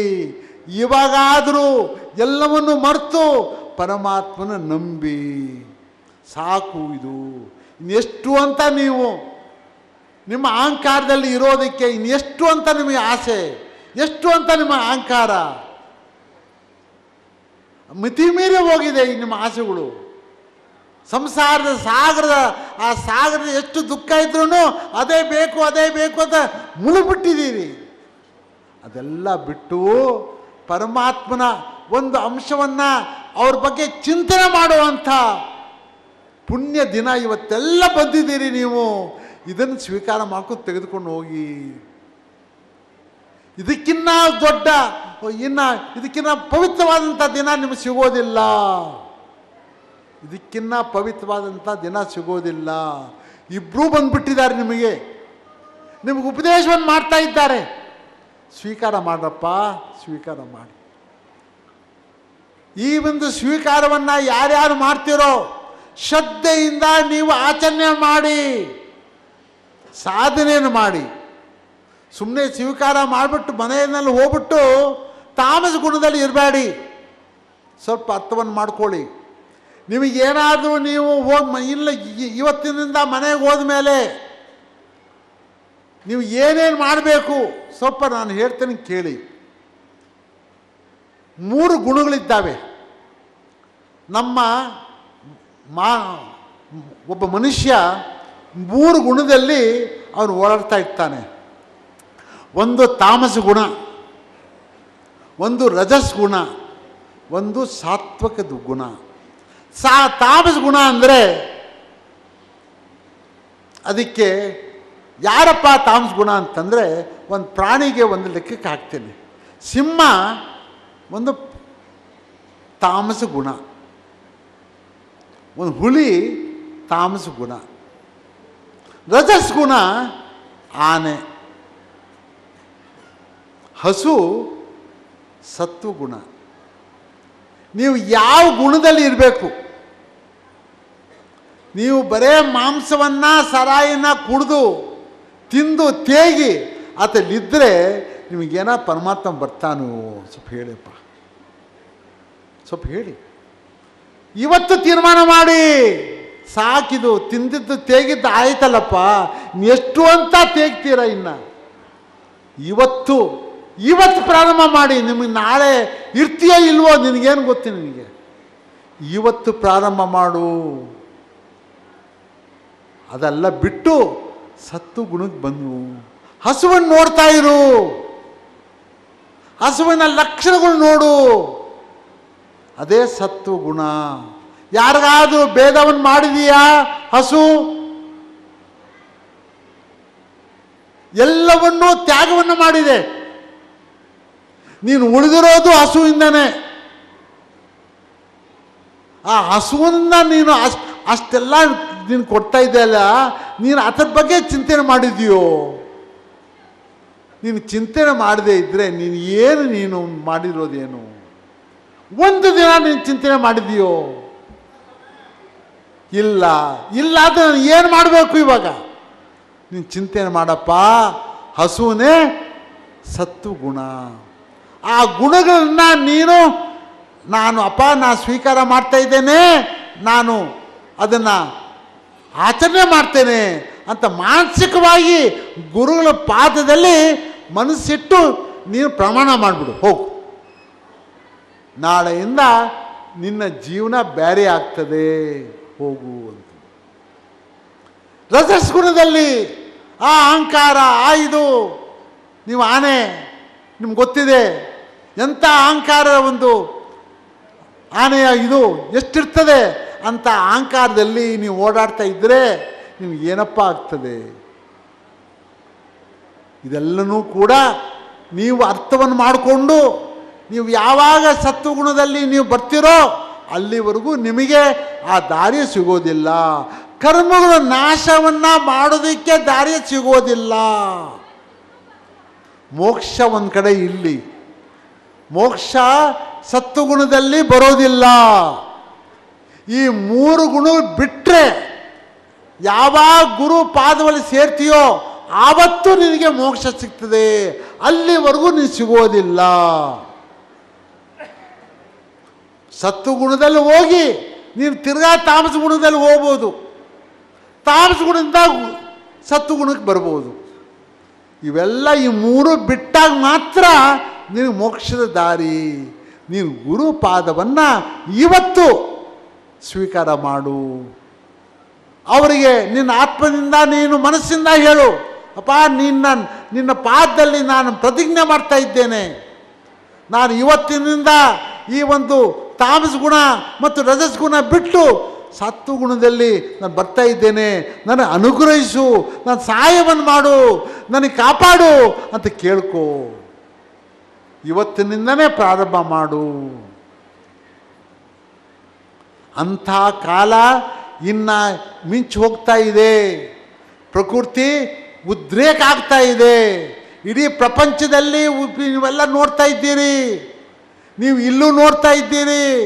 ಒಂದು ಮಳೆ ಇಲ್ಲ, ಒಂದು ಗಾಳಿ, ಒಳ್ಳೆ ಗಾಳಿ ಇಲ್ಲ, ನೀರಿಲ್ಲ, ಏನೇನು ಆಗ್ತಾ ಇದೆ. ನೀವು ಎಲ್ಲಿರ್ತೀರೋ ನಾಳೆ ನಿಮಗೇನು ಗೊತ್ತಿದೆಯೋ? ಇಷ್ಟೆಲ್ಲ ಪರಮಾತ್ಮನಿಗೆ ಗೋಚರ ಮಾಡಿಕೊಡ್ತಾ ಇದ್ದಾನೆ. ಇನ್ನೂ ನಿಮಗೆ ಭಯ ಉಂಟಾಗಿಲ್ಲ. ಇವಾಗಾದರೂ ರಾಮ ಅಂತ ನೆನೆಸ್ಕೊಳ್ಳಿ, ಕೃಷ್ಣ ಅಂತ ನೆನೆಸ್ಕೊಳ್ಳಿ, ನಾರಾಯಣ ಅಂತ ನೆನೆಸ್ಕೊಳ್ಳಿ. ಗುರುಗಳನ್ನ ನಂಬಿ, ಗುರುಗಳನ್ನ ನಂಬಿ. ಇದೇ ತಾತನವರ ಇದೇ ಕಾಲಜ್ಞಾನ. ಕಾಲಜ್ಞಾನ ಅಂದರೆ ಹೌದು, ಪರಮಾತ್ಮ ಬರ್ತಾನೆ, ಅವನು ಬಂದು ಇದೆಲ್ಲ ಸ್ಥಾಪನೆ ಮಾಡ್ತಾನೆ. ಅದು ನೀನೆಲ್ಲಿರ್ತೀಯಪ್ಪ? ಸ್ವಲ್ಪ ಹೇಳು. ನೀನು ಅದಕ್ಕೆ ಪಾತ್ರಧಾರ ಆಗ್ತಿದೀಯಾ? ಇಲ್ಲ. ನಿನ್ನ ಅಶಕ್ತಿ ಇದೆಯಾ? ಇಲ್ಲ. ನೀನು ಎಲ್ಲಂಗೆ ನೀನು ಹೋಗ್ತೀಯ. ನೀನು ಮಹಾಭಾರತದಲ್ಲಿ ಒಂದು ಕಥೆ ಇದೆ. ಕೊನೆಯ ಭಾಗದಲ್ಲಿ ಯುದ್ಧ ಇನ್ನೇನು ಪ್ರಾರಂಭ ಆಗಬೇಕು. ಕೃಷ್ಣ ಎಲ್ಲ ಸೈನಿಕರಿಗೆ, ಪಾಂಡವರ ಸೈನಿಕರು ಯಾರಿದ್ದಾರೆ ಅವ್ರಿಗೆ ಉಪದೇಶವನ್ನು ಮಾಡ್ತಾ ಇದ್ದಾನೆ. ನೋಡಪ್ಪ, ಇದು ಒಂದು ಮನೆತನದ ಒಂದು ಯುದ್ಧ ಅಲ್ಲ, ಒಂದು ಅಣ್ಣ ತಮ್ಮರದ ಒಂದು ಯುದ್ಧ ಅಲ್ಲ. ಯಾಕಂದರೆ ಅವರೇನು ಪಾಂಡವರು ಇವಾಗ ಕೌರವರಿಗೂ ಇದು ಸಂಬಂಧಗಳು, ಇಬ್ಬರು ಅಣ್ಣ ತಮ್ಮಂದರು. ಅದಲ್ಲಪ್ಪ, ಆ ಯುದ್ಧ ಅಲ್ಲ ಇದು. ಇದು ಧರ್ಮ ಯುದ್ಧ. ಇದು ಧರ್ಮ ಸ್ಥಾಪನೆ ಆಗಬೇಕಾಗಿದೆ. ನಾನಿರೋದು ಧರ್ಮಕ್ಕೋಸ್ಕರ. ನಾನು ಯುಧಿಷ್ಠಿರವನ್ನು ರಾಜ ಮಾಡಬೇಕು ಅಂತ ನಾನೇನು ಇಲ್ಲ, ಧರ್ಮವನ್ನು ಸ್ಥಾಪನೆ ಮಾಡಬೇಕು. ಯುಧಿಷ್ಠಿರ ಧರ್ಮದ ದಾರಿನಲ್ಲಿ ಇದ್ದಾನೆ, ಅದಕ್ಕೋಸ್ಕರ ಅವನಿಗೆ ನಾನು ಮಾಡ್ತೇನೆ. ಅವನು ಇಲ್ತಾ ಇದ್ದರೆ ಅವನಿಗೂ ಇಲ್ಲ. ಧರ್ಮ ಮುಖ್ಯ, ಧರ್ಮ ಸ್ಥಾಪನೆ ಆಗ್ತಾ ಇದೆ. ಯಾರ್ಯಾರು ಈ ಧರ್ಮಯುದ್ಧದಲ್ಲಿ ನೀವು ನನಗೆ ತ್ಯಾಗ ಮಾಡ್ತೀರೋ ಅವರಿಗೆ ಮೋಕ್ಷವನ್ನು ಕೊಡ್ತೇನೆ. ಈ ಜೀವ ಏನಾದರೂ ಯುದ್ಧದಲ್ಲಿ ನೀವು ಸತ್ತರೆ ನಿಮ್ಗೆ ಮೋಕ್ಷ ಸಿಗ್ತದೆ. ನೀವು ಈ ಒಂದು ಯುದ್ಧದಲ್ಲಿ ಗೆದ್ದರೆ ನೀವು ರಾಜರಾಗ್ತೀರ, ನೀವು ಅನುಭವಿಸ್ರಿ. ಇನ್ನೇನಪ್ಪ ಕೇಳಬೇಕು? ಇದು ತಾತಯ್ಯನವರು ಹೇಳ್ತಾ ಇರೋದು ಇಷ್ಟೇ ಅಪ್ಪ. ಈ ಒಂದು ಇನ್ನು ಈ ಸಮಯದಲ್ಲಿ ನೀವು ಪಾತ್ರರಾಗಬೇಕಾಗಿದ್ದರೆ ಆ ಒಂದು ಸೈನಿಕನಾಗಬೇಕಲ್ಲ. ನೀನು ಸೈನಿಕನ ಆಗದೆ ಇದ್ದರೆ ನೀನು ಏನು ಮಾಡ್ತೀಯ? ನೀನು ಯಾರು ನೋಡ್ತಾರೆ ನಿನ್ನನ್ನು? ಒಬ್ಬ ಸೈನಿಕನಾಗಬೇಕೋ ಇಲ್ವೋ? ಧರ್ಮಕ್ಕೋಸ್ಕರ ನಾನು ತ್ಯಾಗ ಮಾಡ್ತೇನೆ ಅಂತ ಹೇಳಬೇಕೋ ಇಲ್ವೋ? ನೀನು ಹೇಳದೇ ಇದ್ದರೆ ಮತ್ತು ನೀನು ಯಾರು? ನೀನು ಒಂದು ಕೋಟ್ಯಾಂತರ ಜನದಲ್ಲಿ ನೀನು ಹೋಗ್ತಾ ಇದೀಯ. ನೀನು ಅತ್ತಿಂದ ಹೇಳ್ತಾ ಇದ್ದೇನಪ್ಪ, ಕೇಳು ಮಗು, ಕೇಳು ಕೇಳು ಕೇಳು. ಇವಾಗಾದರೂ ನೀನು ಅರ್ಥವನ್ನು ಮಾಡ್ಕೋ ನೀನು ಯಾರು ಅಂತ. ಈ ಸಮಯ ಬಿಟ್ಟರೆ ನಿನಗೆ ಎಷ್ಟೋ ಜನ್ಮಾಂತಗಳು, ಎಷ್ಟೋ ಯುಗಗಳು ನಿನಗೆ ಸಿಗೋದಿಲ್ಲ. ನಿನಗೆ ಈ ಸಮಯ ಏನಾದರೂ ಬಿಟ್ಟರೆ ನಿನಗೆ ಇನ್ನು ಯಾವ ಸಮಯದಲ್ಲಿ ನೀನು ಬರ್ತೀಯಪ್ಪ? ನೀನು ಮಾನವ ಜನ್ಮ ಬರೋದೇ ಕಷ್ಟ. ಏನೋ ಬಂದ್ಬಿಟ್ಟಿದ್ಯಾ, ಇವಾಗ ಅಕಸ್ಮಾತಾಗಿ ಬಂದ್ಬಿಟ್ಟಿದ್ಯಾ. ಇವಾಗ ಯಾಕೆ ನೀನು ಕಲ್ಕೊಳ್ತಿದ್ಯಾ ನೀನು ಅಂತ ತಾತಯ್ಯನವರು ಈ ಗುರುಗಳ ಸನ್ನಿಧಿಯಲ್ಲಿ, ಅವರ ಒಂದು ಗುರು ಪೂಜೆಯಲ್ಲಿ ಈ ಉಪದೇಶವನ್ನು ಮಾಡ್ತಾ ಇದ್ದಾರೆ. ಖಾಲಿ ಜ್ಞಾನ ನಿಮಗೆ ಅರಿವಾಗೋದಕ್ಕೆ ಅವ್ರು ಹೇಳಿದ್ದಾರೆ. ಇನ್ನು ಪರಮಾತ್ಮ ಬರ್ತಾ ಇದ್ದಾನೆ. ಇಡೀ ಪ್ರಕೃತಿ ಎದ್ದು ನಿಂತಿದೆ. ಯಾರ್ಯಾರು ಏನೇನು ಆಗಬೇಕೋ ಈ ಪ್ರಪಂಚದಲ್ಲಿ ಎಲ್ಲವೂ ಹಾಗೆ ಆಗ್ತದೆ, ಖಂಡಿತವಾಗಿ ಆಗ್ತದೆ. ನಮ್ಮ ಭಾರತ ದೇಶ ಆ ಧರ್ಮವನ್ನು ಸ್ಥಾಪನೆ ಮಾಡೋದಕ್ಕೆ ಅದು ಹಾಗೆ ಆಗ್ತದೆ ಅಂತಕ್ಕಂಥದ್ದು ಪರಮಾತ್ಮ ಹೇಳಿಬಿಟ್ಟಿದ್ದಾನೆ ಕಾಲಜ್ಞಾನದಲ್ಲಿ. ಅರಿವು ಮಾಡ್ಕೊಳ್ಳಿ. ಅಂಥ ಸಮಯದಲ್ಲಿದ್ದೀರಿ. ಅದಕ್ಕೋಸ್ಕರ ಮುಂಚೆ ಹೇಳಿದೆ, ಭಾರತ ದೇಶ ಹುಟ್ಟಿರೋದೇ ಒಂದು ಪುಣ್ಯ ನಿಮ್ಮದು. ಅದಕ್ಕೆ ನೀವು ಕಳೆದುಕೊಂಡು ನೀವು ನಾಶವನ್ನು ಮಾಡಿಕೊಳ್ಬೇಡಿ. ನಿಮ್ಮದೆಲ್ಲ ಬೆರ್ತುಬಿಡಿ ನಿಮ್ಮದು. ಇನ್ನು ನಿಮ್ಮ ಕಷ್ಟ ಸುಖ ನೋಡಪ್ಪ ಹೇಳ್ತೇನೆ ಕೇಳು. ಎಷ್ಟೋ ಸಂಸಾರದಲ್ಲಿ ಕಷ್ಟ ಇದೆ, ದುಃಖ ಇದೆ. ಅವ್ರವ್ರ ಕರ್ಮ ಯಾರಿಗೇನು ಮಾಡೋಕ್ಕಾಗ್ತದೆ? ಅವ್ರವ್ರ ಕರ್ಮ ಅವ್ರವ್ರು ಹೋಗ್ತಾರೆ. ಯಾರ್ಯಾರ ಕರ್ಮ ಯಾರ್ಯಾರು ತೊಗೊಳೋಕ್ಕಾಗೋದಿಲ್ಲ. ಅರ್ಥ ಮಾಡ್ಕೊ. ಪರಮಾತ್ಮನೂ ಏನು ಮಾಡೋಕ್ಕಾಗೋದಿಲ್ಲ. ಅವ್ರವ್ರ ಕರ್ಮ ಅವ್ರವ್ರು ಅನುಭವಿಸ್ಲೇಬೇಕು. ಯಾರೂ ಏನು ಮಾಡೋಕ್ಕಾಗೋದಿಲ್ಲ. ಅದಕ್ಕೋಸ್ಕರ ಸಂಸಾರದ ಮೇಲೆ ಯಾಕೆ ವ್ಯಾಮೋಹವನ್ನು ಇಟ್ಕೊತಿದ್ಯಾ ಅಂತ ಕೇಳ್ತಾ ಇದ್ದಾರಪ್ಪ. ಕೇಳು. ಆ ಕರ್ಮ ನಿನಗೆ ಯಾಕೆದು? ಅವ್ರವ್ರ ಕರ್ಮ ಅವರು ಏನೇನು ಪಡ್ಕೊಂಬಂದ್ಯಾರೋ ಅದು ಆಗಲೇಬೇಕದು. ಆಗ್ತದೆ, ಹೋಗು. ನೀನು ನೋಡ್ಕೋ. ನೀವೇ ತಿಳಿಯರ ನೀರೋ ಉನ್ನತಿ ದೇವರ. ನಿನ್ನನ್ನು ನೀನು ತಿಳ್ಕೋಪ್ಪ. ನಿನ್ನೆಲ್ಲ ಇದ್ದಾನೆ ದೇವರು. ಅವನು ನಿನ್ನ ಬಗ್ಗೆ ತಿಳ್ಕೋ. ಇದು ಯಾಕೆ ನೀನು ಮಾಡ್ತಾ ಇದೀಯಾ ನೀನು ಅಂತ ಉಪದೇಶವನ್ನು ಮಾಡ್ತಾ ಇದ್ದಾರೆ. ಇದೇ ಕಾಲಜ್ಞಾನ, ಇದೇ ಕಾಲಜ್ಞಾನಿಗಳು. ಮತ್ತು ಕೊನೆಯದಾಗಿ ಕಾರುಣ್ಯ ಗುರು. ಕಾರುಣ್ಯ ಗುರು ವಾಲ್ಮೀಕಿ ಕಾರುಣ್ಯ ಗುರುವಾಗಿ ಬಂದರು. ವ್ಯಾಸರು ಕಾರುಣ್ಯ ಗುರುವಾಗಿ ಬಂದರು. ತಾತಯ್ಯನವರು ಕೂಡ ಕಾರುಣ್ಯ ಗುರು. ಪರಮಾತ್ಮ ಕಾರುಣ್ಯ ಗುರುಗಳಿಗೆ, ಋಷಿ ಮುನಿಗಳಿಗೆ ಒಂದೊಂದು ಯುಗದಲ್ಲೂ ಬದಲಾವಣೆ ಆಗುವ ಸಮಯದಲ್ಲಿ, 4ನೇ ಪಾದದಲ್ಲಿ ಬದಲಾವಣೆ ಆಗುವಂಥ ಸಮಯದಲ್ಲಿ, ಧರ್ಮ ಅಧರ್ಮವನ್ನು ಸ್ಥಾಪನೆಯನ್ನು ಮಾಡುವಂಥ ಸಮಯದಲ್ಲಿ ಗುರುಗಳ ಬಾಯಿಂದ ಈ ಒಂದು ಕಾರುಣ್ಯ ಗುರು ಅಂದರೆ ಏನೇನು ಆಗಬೇಕಾಗಿದೆಯೋ, ಧರ್ಮ ಸ್ಥಾಪನೆ ಮಾಡಬೇಕಾದ್ರೆ ಒಂದು ಯುದ್ಧ ಆಗಲೇಬೇಕು, ಒಬ್ಬರು ದುಷ್ಟರಿದ್ದೇ ಇರಬೇಕು, ಒಬ್ಬರು ಸತ್ಯವಂತ ಇದ್ದೇ ಇರಬೇಕು, ಧರ್ಮಕ್ಕೆ ತ್ಯಾಗ ಮಾಡೋರಿರಬೇಕು, ಧರ್ಮವನ್ನು ನಾಶ ಮಾಡೋರಿರಬೇಕು, ಎಲ್ಲ ರೀತಿಯ ರಾಜರಿರಬೇಕು. ಅದು ಇದ್ರೇ ಇದು ಪ್ರಪಂಚ. ಧರ್ಮ ಅಧರ್ಮದ ಯುದ್ಧದಲ್ಲಿ ಕೆಟ್ಟವರು ಇರಬೇಕು, ಒಳ್ಳೆಯವರು ಇರಬೇಕು, ಇಬ್ಬರು ಸರಿಸಮಾನವಾಗಿರಬೇಕು. ಅದು ಏನಪ್ಪ ಅವರು ಇಂಥವ್ರು ಕೆಟ್ಟವರು ಇಲ್ಲಪ್ಪ, ಅವ್ರ ಕಾಲ ಇದು, ಇಲ್ಲಿ ಚೆನ್ನಾಗಿರಲಿ ಅವ್ರಿಗೆ ಅಂತ ಅವ್ರ ಆಶೀರ್ವಾದ ಮಾಡು. ನೀನು ಏನು ಯೋಚನೆ ಮಾಡಬೇಡ. ಸಮಯ ಬಂದಾಗ ಅವ್ರು ಹೋಗ್ತಾರೆ. ದುರ್ಯೋಧನ ಇದ್ದ, ಕೊನೆ ಧರ್ಮಯುದ್ಧಕ್ಕಿಂತ ಮುಂಚೆ ಎಲ್ಲ ಆಳ್ವಿಕೆಯನ್ನು ಮಾಡ್ದ. ಯಾರಾದರೂ ತಪ್ಪಿಸೋಕ್ಕಾಯ್ತಾ? ಕೃಷ್ಣ ಬಂದು ತಪ್ಪಿಸೋಕ್ಕಾಯ್ತಾ? ಕಾದ, ಎಲ್ಲ ಕಾದು 14 ವರ್ಷದ ವನವಾಸ ಆದಮೇಲೆ ಆಮೇಲೆ ಯುದ್ಧ ಆಯಿತು. ಅಲ್ಲಿವರೆಗೂ ಏನೂ ಆಗಲಿಲ್ವಲ್ಲ. ಅದೇ ರೀತಿಯಾಗಿ ಕಾರುಣ್ಯ ಗುರು ಬಂದು ಎಲ್ಲ ಒಂದು ಕಥೆಯನ್ನು ಬರೀತಾರೆ.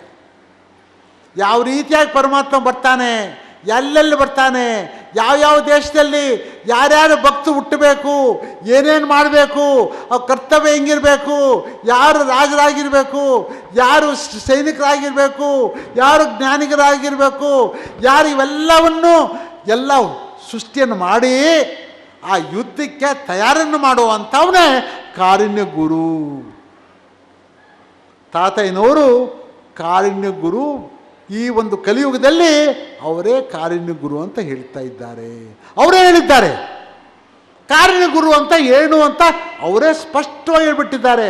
ನಾನೇನು ಹೇಳ್ತಾ ಇಲ್ಲ ನಿಮಗೆ, ಅವರೇ ಹೇಳಿದ್ದಾರೆ. ನೀವು ಅದನ್ನು ನೋಡಿ. ಅಮರನಾಥ ಶತಕದಲ್ಲಿ ಕಾರುಣ್ಯ ಗುರು ಅಂತ ಯಾರು ಅಂತ ಅದು ಸ್ಪಷ್ಟನೆ ಮಾಡಿದ್ದಾರೆ. ಪರಿಪೂರ್ಣತೆಯಿಂದ ಎಲ್ಲವನ್ನೂ ನಿಮಗೆ ಗೋಚರವನ್ನು ಮಾಡಿಕೊಟ್ಬಿಟ್ಟಿದ್ದಾರೆ. ಅದರಿಂದಾಗಿ ಸಂಶಯ ಬಿಟ್ಬಿಡಿ, ಅವ್ರು ನಂಬುವಂಥ ಸಮಯ ಇದು. ಇದಕ್ಕಿನ್ನ ಹೆಚ್ಚಾಗಿ ಇನ್ಯಾವುದೂ ಇಲ್ಲ. ಅರ್ಥವನ್ನು ಮಾಡ್ಕೊಳ್ಳಿ. ಅಂಥ ಸಮಯದ ಒಂದು ಕಾಲ ಇದು. ಈ ಕಾಲದಲ್ಲಿ ನೀವು ಏನಾದರೂ ಬಿಟ್ಟರೆ ಇನ್ನು ಬರುವಂಥದ್ದು ನಿಮಗೆ ಭಾರಿ ಕಠಿಣವಾಗುವಂಥ ಒಂದು ಪರಿಸ್ಥಿತಿ ಬರ್ತದೆ. ಇದಕ್ಕೆ ಇನ್ನು ಈ ಸಮಯ, ಈ ವೇಳೆ ಎಲ್ಲವನ್ನು ಮರೆತು ನೀವು ಮಾಡಿಕೊಳ್ಳಿ ಅಂತ ಈ ಉಪದೇಶವನ್ನು ಮಾಡಿ, ಇವತ್ತು ಎಲ್ಲ ಸಮಯದಲ್ಲೂ ಗುರುಗಳಿಗೆ ಯಾರು ಸೇವೆಯನ್ನು ಮಾಡ್ತಾರೋ, ತಾತಯ್ಯನವರು ಹೇಳ್ತಾರೆ, ಸೇವೆಯನ್ನು ಮಾಡೋರು ಸದಾಕಾಲ ನನ್ನ ಹೃದಯದಲ್ಲಿ ಇರ್ತದೆ, ಅವ್ರು ಕಾಪಾಡ್ತಾ ಇರ್ತೇನೆ. ಅವ್ರು ಹೇಳ್ತಾರೆ, ನಾರಾಯಣ ಮಂತ್ರವನ್ನು ಕೊಟ್ಟಿದ್ದೇನೆ, ಉಪದೇಶ ಪರಮಾತ್ಮ ಹೇಳಿದ್ದಾನಪ್ಪ, ಹೇಳಿದ್ದೇನೆ. ಅದು ಸಾಮಾನ್ಯವಾದಂಥ, ಯಾಕಂದರೆ ಅದು ಪರಮಾತ್ಮನ ಬಾಯಿಂದ ಬಂದಿರತಕ್ಕಂಥ ನಾರಾಯಣ. ಕೃಷ್ಣ ವ್ಯಾಸರು ಕೊಟ್ಟಿರ್ತಕ್ಕಂಥ ಗುರು ಬಾಯಿಂದ ಬಂದಿರತಕ್ಕಂಥ ಕೃಷ್ಣ. ನಾರದ ಮಹರ್ಷಿಗಳು ಋಷಿಗಳು ಹೇಳಿರ್ತಕ್ಕಂಥ ರಾಮ. ಹೌದೇನಪ್ಪ? ಆದರೆ ನಾರಾಯಣ ಅಂತ ಯಾರು ಹೇಳಿದ್ರು? ಪರಮಾತ್ಮನೇ ಗುರು ಹೇಳಿದ್ದಾರೆ. ಅರ್ಥ ಮಾಡಿ. ಸಾಮಾನ್ಯವಾದಂಥ ಅದು ಮಂತ್ರ ಅಲ್ಲ. ಈ ನಾರಾಯಣ ಮಂತ್ರ ಅಂದರೆ ಅದು ವಜ್ರದ ಕವಚ. ಯಾರು ನಾರಾಯಣ ಅಂತ ಅವರು ಸ್ವೀಕಾರ ಮಾಡಿ ಅವ್ರ ಹತ್ರದಲ್ಲಿ ನಂಬಿಡ್ತಾರೋ ಅದು ಒಂದು ವಜ್ರದ ಕವಚ. ಅವ್ರ ಹತ್ರ ಯಾವುದೂ ಬರುವಂಥದ್ದಿಲ್ಲ, ಯಾವ ಭಯವೂ ಇಲ್ಲ ಅವನಿಗೆ. ಅರ್ಥವನ್ನು ಮಾಡ್ಕೊಳ್ಳಿ. ಯಾರು ನಾರಾಯಣ ಅಂತ ನಂಬಿರ್ತಕ್ಕಂಥವರು, ಯಾರು ಅದರ ಬಗ್ಗೆ ಮನಸ್ಸಿನಲ್ಲಿ ಸ್ಥಿರವಾಗಿ ನಿಲ್ಲಿಸಿ ಅದರ ಬಗ್ಗೆ ಚಿಂತನೆ ಮಾಡಿರ್ತಕ್ಕಂಥವ್ರು, ಅವ್ರು ಯಾರಿಗೂ ಭಯ ಇಲ್ಲ. ಅದು ವಜ್ರ ಕವಚ. ಯಾರೂ ಅದನ್ನು ವಜ್ರದ ಕವಚದಲ್ಲಿ ಹತ್ತ ಓದಕ್ಕೆ ಸಾಧ್ಯವಿಲ್ಲ. ಅಂಥ ಕವಚ ಅದು ಕಲಿಯುಗದಲ್ಲಿ 4ನೇ ಪಾದದಲ್ಲಿ ಇಂಥ ಒಂದು ಕವಚ ಸಿಕ್ಕಿದೆ. ಕೃಷ್ಣ ಪರಮಾತ್ಮ ಯುದ್ಧದಲ್ಲಿ ಒಂದು ಯಾರೂ ಗೊತ್ತಿಲ್ಲದಂಗೆ ಒಂದು ಚಕ್ರ, ಶ್ರೀಚಕ್ರವನ್ನು ಆ ಯುದ್ಧ ಆಗೋ ಸಮಯದಲ್ಲಿ ಅಲ್ಲಿ ಮೇಲುಗಡೆ ಅಲ್ಲಿ ಇಟ್ಬಿಟ್ಟಿದ್ದಾನೆ. ಯಾರೂ ಗೊತ್ತಾಗಲಿಲ್ಲ. ಅದು ಕವಚ ಎಲ್ಲರಿಗೂ ಸಹಾಯವನ್ನು ಮಾಡ್ತು. ಪಾಂಡವರು ಯಾರೂ ಸಾಯಲಿಲ್ಲ. ಸತ್ತವರೆಲ್ಲ ಕೌರವರು. ಪಾಂಡವರು ಹಂಗೆ ಇದ್ದರು, ರಕ್ಷಣೆ ಆಗಿದ್ದರು. ಯಾರ್ಯಾರು ಸಾಯಬೇಕು ಅವ್ರು ಮುಂಚೆನೇ ಹೇಳಿಬಿಟ್ರು, ಹೌದಪ್ಪ ಅಭಿಮನ್ಯು ಸಾಯಬೇಕು, ಅದು ಒಂದು ಕಾರಣ್ಯ ಗುರು ಆದಪ್ಪ, ಇಷ್ಟೇ ಪರಮಾತ್ಮನೇ ಹೇಳ್ಬಿಟ್ಟ, ಇಷ್ಟು ದಿನದಪ್ಪ ನೀನು ಹೋಗ್ತೀಯ ಹೋಗು ಅಂತಂದ. ಘಟೋತ್ಕಚ ಇಷ್ಟು ದಿನ ಹೋಗ್ತೀಯಪ್ಪ, ನಿನ್ನ ಕೆಲಸ ಮಾಡ್ಕೊಂಡು ಹೋಗು, ನಿನಗೆ ಮೋಕ್ಷ ಸಿಗ್ತದೆ ಹೋಗು ಅಂತಂದ. ಬೇರೆಯವ್ರಿಗೆಲ್ಲ ಯಾರ್ಯಾರು ಇದ್ದರೋ ಅವ್ರಿಗೆಲ್ಲನೂ ಕವಚವಾಗಿ ಶ್ರೀಕೃಷ್ಣ ಶ್ರೀಚಕ್ರವನ್ನು ಅವ್ರು ಕೊಟ್ಬಿಟ್ಟಿದ್ದಾರೆ. ಅದೇ ರೀತಿಯಾಗಿ ತಾತಯ್ಯನವರ ನಾರಾಯಣ ಮಂತ್ರ ಏನಿದೆ ಅದು ವಜ್ರ ಕವಚ. ಈ ಕವಚವನ್ನು ಇವತ್ತು ಕೊಟ್ಟಿದ್ದಾರೆ. ಈ ಕವಚದಲ್ಲಿ ನಾನಾ ರೀತಿಯಲ್ಲಿ ಇದರಲ್ಲಿ ಅದನ್ನು ನೀವು ಸ್ವೀಕಾರ ಮಾಡ್ಬೋದು. ಯಾವಾಗ ವಜ್ರ ಕವಚ ಆಗ್ತದೆ? ಯಾವಾಗ ನೀನು ಶರಣಾಗತಿ ಆಗ್ತೀಯೋ, ಯಾರನ್ನೂ ನಂಬದೇ ಇದ್ದು ಬೇರೆಯವ್ರು ನಂಬದೆ ಇವರೊಬ್ಬನ್ನೇ ನಂಬಿಡ್ತಕ್ಕಂಥವನ್ನ ಅದು ನಾರಾಯಣ ಕವಚ ಆಗ್ತದೆ. ಇಲ್ಲಪ್ಪ ನಾನು ಏನೋ ಸೇವೆ ಮಾಡ್ತಾ ಇರ್ತೇನೆ, ಹೌದು ನಿಮ್ಮ ಸೇವೆಯನ್ನು ನಾನು ಮಾಡಿದ್ದೀನಿ, ನಿಷ್ಠೆಯಿಂದ ಮಾಡಿದ್ದೇನೆ, ಅವ್ರಿಗೂ ಒಂದು ಅವಕಾಶ ಇದೆ. ಅವ್ರಿಗೂ ಒಂದು ಆ ನಾರಾಯಣ ಯಾರು ನಾರಾಯಣ ಸ್ವೀಕಾರ ಮಾಡ್ತಾರೋ ಅವ್ರಿಗೂ ನೋಡಪ್ಪ, ಅವ್ರಿಗೂ ಒಂದು ಸಹಾಯ ಮಾಡ್ತೇನೆ, ಅವರೂ ಸ್ವೀಕಾರ ಮಾಡಲಿ ಅಂತಂದರು. ಈ ರೀತಿಯಾಗಿ ಯಾರ್ಯಾರು ಅವರ ಒಂದು ಸೇವಕರು ಆಗ್ತಿರೋ ಅವ್ರಿಗೆಲ್ಲನೂ ಕೂಡ ಅವರಿಗೆ ರಕ್ಷಣೆಯನ್ನು ಕೊಡ್ತಾ ಇದ್ದಾರೆ. ಇವತ್ತು ಎಂಥ ಸೇವೆ! ಗುರುಗಳು ಉಪದೇಶವನ್ನು ಮಾಡಿದ್ದಾರೆ. ನಾನಾ ರೀತಿಯ ವರಕವಿಗಳು ಅವರು ಬಾಯಿಂದ ಬಂತಕ್ಕಂಥದ್ದು ಎಲ್ಲವನ್ನೂ ಇವಾಗ ಆ ಒಂದು ಇದರ ಜ್ಞಾನದ ರೂಪದಲ್ಲಿ ಬಂದ್ಬಿಟ್ಟಿದೆ.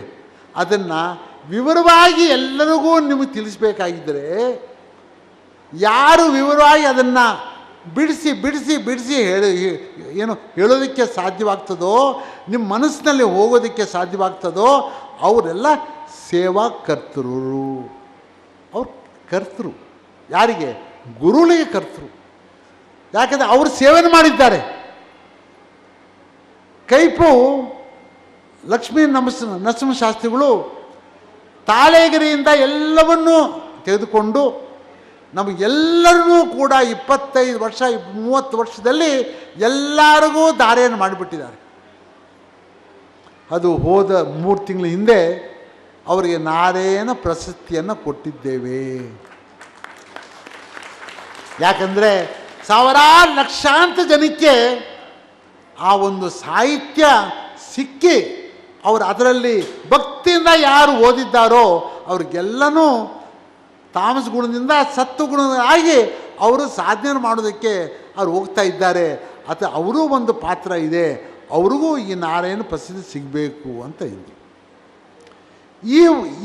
ಈ ಸಮಯದಲ್ಲಿ ಇನ್ನೊಬ್ಬರು ಮಹಾ ವ್ಯಕ್ತಿ, ಅವರು ಸಾಮಾನ್ಯವಾಗಿ ನಮ್ಮ ಮಲ್ಲಾರ ಪತ್ರಿಕೆ ನೋಡಿ, ಇವಾಗ ಅರ್ಥವನ್ನು ಮಾಡಿಕೊಡಿ. ಮಲ್ಲಾರ ಪತ್ರಿಕೆ ಒಂದು 25 ವರ್ಷ ಹಿಂದೆ ನಾವು ಪ್ರಾರಂಭ ಮಾಡಿದ್ವು.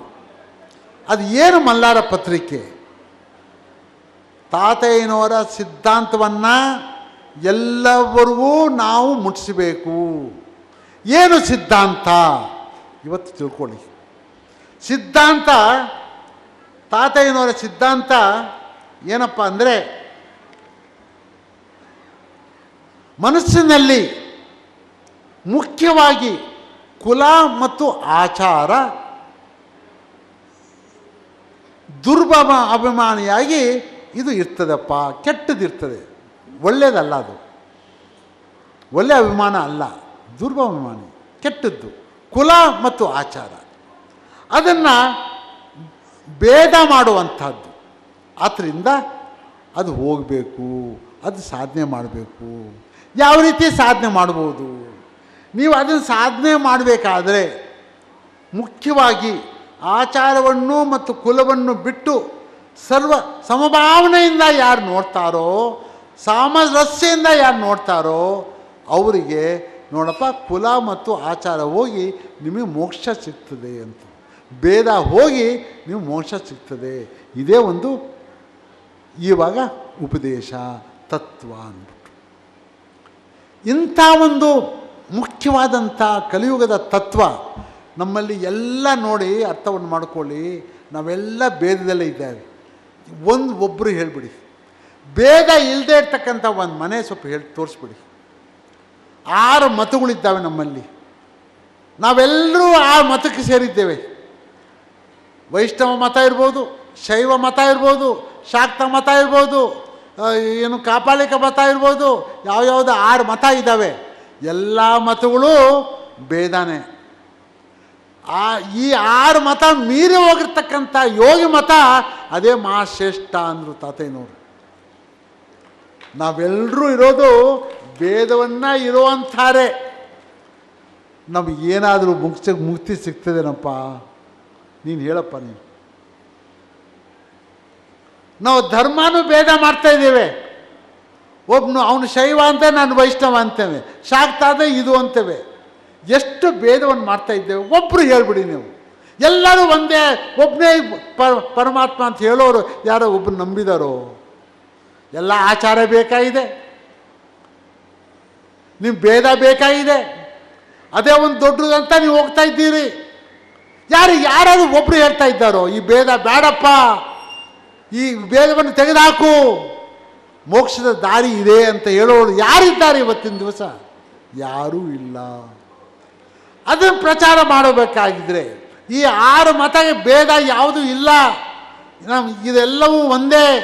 ಎಲ್ಲ ಮತಗಳು ನಾವು ನಮ್ಮ ಈ ಮಲ್ಲಾರದಲ್ಲಿ ಒಂದು ತೀರ್ಮಾನವನ್ನು ತಗೊಂಡಿದ್ದೇವೆ.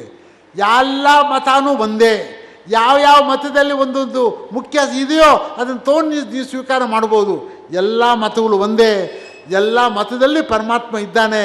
ಆ ಮತದಲ್ಲಿ ಭೇದ ಬಿಟ್ಟು ಅವನು ಹೋಗೋನೇ ಅವನಿಗೆ ದಾರಿ ಅಂತಂದರು. ಅದನ್ನು ಪ್ರಚಾರ ಮಾಡೋದಕ್ಕೆ ಮಲ್ಲಾರ ಪತ್ರಿಕೆಯನ್ನು ನಾವು ತೆಗೆದುಕೊಂಡು ಬಂದಿದ್ದೇವೆ. ಒಂದೇ ಒಂದು ಪತ್ರಿಕೆ ಇಡೀ ನಮ್ಮ ಭಾರತ ದೇಶದಲ್ಲಿ ಯಾವ ಭೇದ ಇಲ್ಲದೆ ಇರ್ತಕ್ಕಂಥ ಪತ್ರಿಕೆ ಈ ಮಲ್ಲಾರದ ಪತ್ರಿಕೆ. ಅದಕ್ಕೆ ಸಂಪಾದಕರಾಗಿ ಮಹಾಜ್ಞಾನಿಗಳಾಗಿ ಬಾಪು ಕೃಷ್ಣಮೂರ್ತಿಯವರು ಸೇವೆಯನ್ನು ಸಲ್ಲಿಸಿದ್ದಾರೆ. ಅವರು ಅಷ್ಟೇ ಅಲ್ಲ, ಪೋತನ ಭಾಗವತ ತೆಲುಗು ಭಾಷೆಯಲ್ಲಿತ್ತು. ಅಂಥ ಭಾಷೆ, ತೆಲುಗು ಭಾಷೆಯಿಂದ ನಮ್ಮ ಕನ್ನಡ ಜನಕ್ಕೆ ಭಾಗವತ ನಮ್ಮಲ್ಲಿ ಇರಲಿಲ್ಲ. ಪೋತನ ಭಾಗವತವನ್ನು ನಾವು ಅದನ್ನು ಕನ್ನಡಕ್ಕೆ ತರ್ಜುಮೆ ಮಾಡಿ ಎಲ್ಲ ಕರ್ನಾಟಕ ಜನತೆಗೆ ಸಿಗಬೇಕು ಅಂತ ನಾವು ಒಂದು ತೀರ್ಮಾನ ಆ ಗುರುಗಳ ಆಜ್ಞೆಯಿಂದ ನಾವು ಮಾಡಿದ್ವು. ಅದಕ್ಕೆ ನಮ್ಮ ಬಾಪು ಕೃಷ್ಣಮೂರ್ತಿಯವರು ಸಂಪಾದಕರಾಗಿ ನಿಂತು 1 ವರ್ಷದಲ್ಲಿ ಇಡೀ ಒಂದು ಪೋತನ ಭಾಗವತವನ್ನು ಕನ್ನಡದಲ್ಲಿ ತರ್ಜುಮೆ ಮಾಡಿ ಎಲ್ಲ ಕನ್ನಡ ನಮ್ಮ ಕುಲದವರಿಗೆ ಎಲ್ಲರಿಗೂ ದಾರಿಯನ್ನು ಮಾಡಿದ್ದಾರೆ. ಇನ್ಯಾರೂ ಇದನ್ನು ಮಾಡಿಲ್ಲ. ಅಂಥವರು, ಅಂಥ ಸೇವೆಯನ್ನು ಮಾಡಿರ್ತಕ್ಕಂಥವ್ರು ಇವತ್ತು ನಾವು ಅವರ ಪ್ರಶಸ್ತಿಯನ್ನು ಕೊಡ್ತಾ ಇದ್ದೇವೆ. ಎಂಥ ಪ್ರಶಸ್ತಿ? ನಾರಾಯಣ ಪ್ರಶಸ್ತಿ. ಗುರುಗಳೇ ಅವ್ರಿಗೆ ಅನುಗ್ರಹ ಮಾಡಿ, ಅಪ್ಪ ನೀನು ಏನು ಮಾಡಿದ್ದೀಯಾ ಎಲ್ಲ ಸಾವಿರಾರು ಜನಕ್ಕೆ ಇದು ಮುಟ್ತಾ ಇದೆ. ಅವರ ಏನೇನು ಪುಣ್ಯ ಸಿಗ್ತದೋ ಎಲ್ಲವನ್ನೂ ನೀನು ಕವಚವಾಗಿ ನೀನು ಸಿಗ್ತಾ ಇದೆಯಪ್ಪ. ನೀನು ಏನೂ ಯೋಚನೆ ಮಾಡಬೇಡ. ನೀನು ಕರ್ತವ್ಯ ಮಾಡಿದ್ಯಾ, ನಾನು ಇದ್ದೇನೆ, ನಾನು ನೋಡ್ಕೊತೇನೆ, ನಾನು ನಿನ್ನ ನೋಡ್ಕೊತೇನೆ ಅಂತ ಹೇಳ್ತಾ ಇದ್ದಾರೆ. ಅಂಥವರಿಗೆ ಇವಾಗ ಆ ಗುರುಗಳ ಸನ್ನಿಧಿಯಲ್ಲಿ ಇವತ್ತು ನಾರಾಯಣ ಪ್ರಶಸ್ತಿಯನ್ನು ನಾವು ಬಾಪು ಕೃಷ್ಣಮೂರ್ತಿಯವರಿಗೆ ನಿಮ್ಮ ಎಲ್ಲರ ಸಮ್ಮುಖದಲ್ಲಿ ನಾವು ಇದನ್ನು ಕೊಡ್ತಾ ಇದ್ದೇವೆ. ನಿಮಗೆಲ್ಲ ಜ್ಞಾನ ಬರಬೇಕಾಗಿದ್ರೆ ಸಾವಿರಾರು ಜನಕ್ಕೆ, ಲಕ್ಷಾಂತರ ಜನಕ್ಕೆ. ಇವಾಗ ಪೋತನ ಭಾಗವತ ಎಲ್ಲ ಕಡೆನೂ ಏನಿದು ಭಾಗವತ ಅಂತ ಎಲ್ಲ ಕಡೆನೂ ಇದು ಬೆಳೀತಾ ಇದೆ. ಎಲ್ಲರೂ ಕನ್ನಡದಲ್ಲಿ ಪಾಪ ನಮ್ಗೆ ಬೇಕಾಗಿದೆ. ಯಾಕಂದ್ರೆ ಅದರಂಥ ಭಕ್ತಿ ಮಾರ್ಗ ಇನ್ಯಾವುದೂ ಇಲ್ಲ, ಸುಲಭವಾಗಿ ಸಿಗುವಂಥ ಮಾರ್ಗ ಇನ್ಯಾವುದೂ ಇಲ್ಲ. ಇವತ್ತು ಅವ್ರು ಕೊಟ್ಟಿರೋರು ಯಾರಪ್ಪ? ವ್ಯಾಸ ಮುನಿಗಳು ಭಾಗವತವನ್ನು ಧಾರಣೆ ಮಾಡಿದ್ದಾರೆ. ತಾತಯ್ಯನವರು 15,000 ಶ್ಲೋಕದಲ್ಲಿ ಭಾಗವತನ ಬರೆದರು ವ್ಯಾಸರು. ಅದನ್ನು 110 ಶತಕದಲ್ಲಿ ತಾತಯ್ಯನವರು ಆ ಸಾರಾಂಶ ಎಲ್ಲವನ್ನು, ಆ ಭಾಗವತ ಸಾರಾಂಶ ಎಲ್ಲವನ್ನೂ ಅಮರನಾರಾಯಣ ಶತಕದಲ್ಲಿ ಧಾರಣೆ ಮಾಡ್ಕೊಟ್ಬಿಟ್ಟಿದ್ದಾರೆ. ನಿಮಗೆ 15,000 ಶತಕ ನೀವು ಓದೋಕ್ಕೆ ಯಾರೂ ಇಲ್ಲಪ್ಪ. ಈ 110 ಈ ಎಲ್ಲ ಸಾರಾಂಶ ಇಲ್ಲಿಟ್ಟಿದ್ದೇನೆ, ಸ್ವೀಕಾರ ಮಾಡಪ್ಪ, ಹೋಗು ಅಂತಂದರು. ಇನ್ನು ಏನಪ್ಪ ಮಾಡಬೇಕು, ಇನ್ನು ಎಷ್ಟು ಅಂತ ಮಾಡಬೇಕು. ಅದಕ್ಕೋಸ್ಕರ ನಾವು ವರಿಕವಿಗಳು ಅಂತ ಕರಿತೇವೆ. ಇನ್ನು ಏನಪ್ಪ ಮಾಡಬೇಕು ನಿಮಗೆ ಹೇಳಿ ಅಂಥ ಅವರ ಸನ್ನಿಧಿಯಲ್ಲಿ ಇವತ್ತು ಬಾಪು ಕೃಷ್ಣಮೂರ್ತಿಯವರಿಗೆ ನಾವು ಆ ಪ್ರಶಸ್ತಿಯನ್ನು ಗುರುಗಳ ಅಪ್ಪಣೆಯಿಂದ ಅವರು ಸ್ವೀಕಾರ ಮಾಡಬೇಕು ಅಂತ ಅವ್ರನ್ನ ಭಕ್ತಿ ಮೂರ್ಖದಿಂದ ಅವ್ರನ್ನ ಕೇಳ್ಕೊಳ್ತಾ ಇದ್ದೇನೆ. ಬಂದು ಅವರು ಒಂದು ಆ ಸ್ಥಾನದಲ್ಲಿ ಸ್ವೀಕರಿಸಬೇಕು ಅಂತ ನಾನು ಕೇಳ್ತಾ ಇದ್ದೇನೆ. ನಿಮ್ಮ ಎಲ್ಲರ ಅನುಗ್ರಹ, ನಿಮ್ಮ ಎಲ್ಲರ ಒಂದು ಮನಸ್ಸಿನಿಂದ ಅವರಿಗೆ ಅವ್ರು ಏನೇನು ನಿಮ್ಮ ಮನಸ್ಸಿಂದ ಅವರಿಗೆ ಅವರ ಆಶೀರ್ವಾದ ಮಾಡಬೇಕು ಅಂತಿದ್ದೀರೋ ಎಲ್ಲವನ್ನೂ ಅವ್ರು ಮಾಡಿಬಿಡಿ. ಅವರಿಗೆ ಅವರು ಎಲ್ಲವನ್ನು ತ್ಯಾಗವನ್ನು ಮಾಡಿದ್ದಾರೆ, ಜೀವನವನ್ನೇ ತ್ಯಾಗ ಮಾಡಿದ್ದಾರೆ, ಎಲ್ಲರೂ ಜ್ಞಾನವನ್ನು ಕೊಟ್ಟಿದ್ದಾರೆ. ಅಂಥವ್ರಿಗೆ ಇದು ಸ್ವೀಕಾರ ಆಗಲಿ ಅಂತ ಇವತ್ತು ನಮಗೆಲ್ಲ ಕೇಳಿ ಈ ಉಪದೇಶವನ್ನು ನೀವು ಮರಿಬೇಡಿ. ಎಲ್ಲ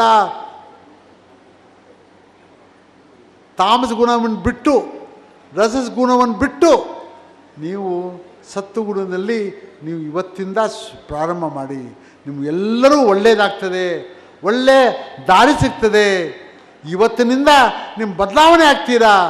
ನಾಳೆ ಈ ಜೀವ ಬಿಡುವಾಗ ಆ ಪರಮಾತ್ಮ ಆ ಯಮಧರ್ಮರಾಯ ಬಂದು ಒಂದು ಬಂಗಾರದ ಒಂದು ರಥದಲ್ಲಿ ನಿಮ್ಮನ್ನು ಕರ್ಕೊಂಡು ಹೋಗಬೇಕಾಗಿದ್ದರೆ ಇವತ್ತು ಅದನ್ನು ನೆನೆಸ್ಕೊತೀರಪ್ಪ ಅಂತ ನಾನು ನಿಮಗೆ ಇವತ್ತೇ ಸೂಚನೆ ಕೊಡ್ತಾ ಇದ್ದೇನೆ.